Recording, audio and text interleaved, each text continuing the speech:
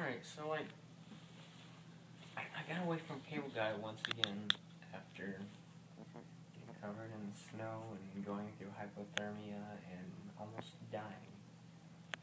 But I'm out of camp, and I'm about to watch the A-Team, so I'm really glad that he's gone and I can just relax.